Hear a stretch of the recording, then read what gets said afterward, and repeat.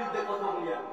মাইকে আমার দিঘার অত সাহস পাওয়া কিন্তু ওই যে বলছেন যে তোকে তোর হাসিনাকে কেউ থাকবে না, তোরা তুই এত বড় সাহস করেছিস, এরকম না।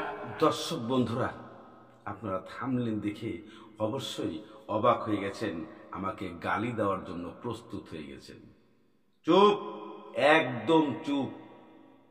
পুরো ভিডিও না দেখে একটা লোকও বাজে কোনো মন্তব্য করবেন না আজকের এই ভিডিওতে, কেননা আজকে ভিডিওর মধ্যে অনেক কিছু আপনাদেরকে দেখাতে চলেছি আমি।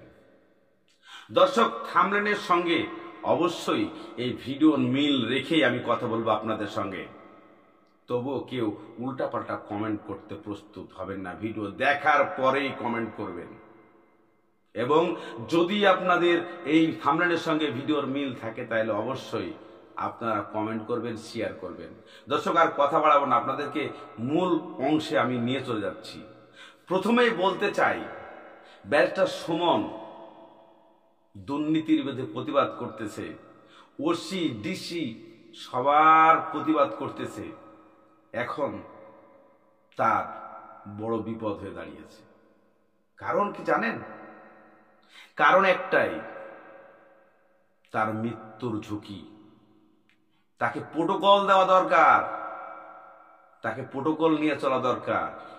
ভালো মানুষ এই দুনিয়াতে থাকতে পারবে না, এই বাংলাদেশে থাকতে পারবে না।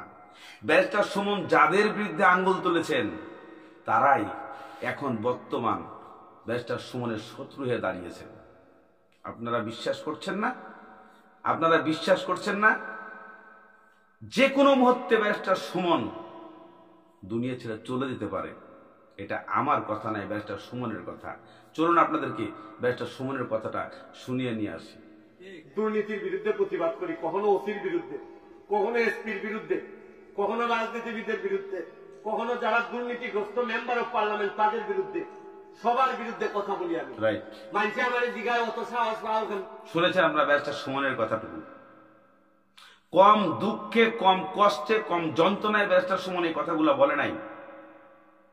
কেননা এটা সবাই জানে, সবাই বুঝেন যে আপনি যদি কারো পিছনে লাগেন তাহলে আপনার পিছনে তারা অবশ্যই লাগবে। কারণ তাদের হাতে ক্ষমতা আছে টাকার, তাদের হাতে ক্ষমতা আছে প্রশাসনের। তাই ব্যারিস্টার সুমনের যে কোনো মুহূর্তে একটা দুর্ঘটনা ঘটতে পারে। তাই যারা, বিশেষ করে ব্যারিস্টার সুমনের দেহরক্ষী অর্থাৎ যারা শুভাকাঙ্ক্ষী আছেন, তারা অবশ্যই একটু ব্যারিস্টার সুমনকে দেখে রাখতে চেষ্টা করবেন। কেননা হাইনার দলেরা আছে, সুযোগ পেলেই ছবল মেরে দিতে পারে হাই করে। তখন এই ভালো মানুষটা আর থাকবে না আমাদের মাঝখানে। অর্থের লোভ আছে কিনা একটু শোনাই আপনাদের। মনে রাখবেন, এই বাচ্চার জন্য ব্যারিস্টার সুমন ভাই আছে। যে কাজগুলো আমি করি, এই কাজগুলোতে থ্রেটের কথা বললে তো অনেক বড় বড় থ্রেট।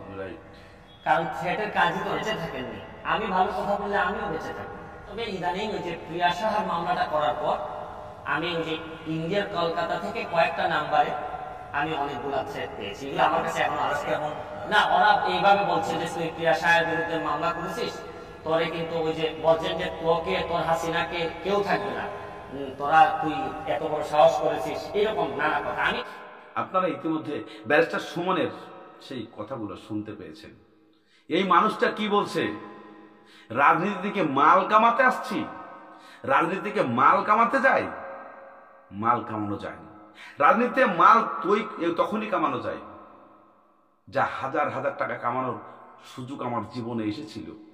আমি যেই পদে চাকরি করি, আমি যে পেশায় কাজ করি, এখানে কোটি কোটি টাকা আয় করা যায়। কিন্তু আমি কখনো অবৈধ পয়সা জোগাতে চাই নাই, গোছাতে চাই নাই। সেই জন্য আমার এই রাজনীতিতে এসে মাল কামানোর কোনো ইচ্ছাই নাই। এই মাল কামানোর কোনো ইচ্ছা নাই। সরকার যে 2 টাকা দেবে, দরকার হলে সরকারের সাথে যুদ্ধ করে টাকা ছিনিয়ে নিয়ে এসে আমি রাস্তা ঘাট ব্রিজ উন্নয়ন করব। কিন্তু আমি কখনোই হাইনার দলের কাছে পরাজিত হব না। এটা আমার বিধানে নাই, আমার নিয়মে নাই, আমার আইনে নাই। আমার বিধানে, আমার আইনে আছে আমার জনগণ, আমার ভোটাররা।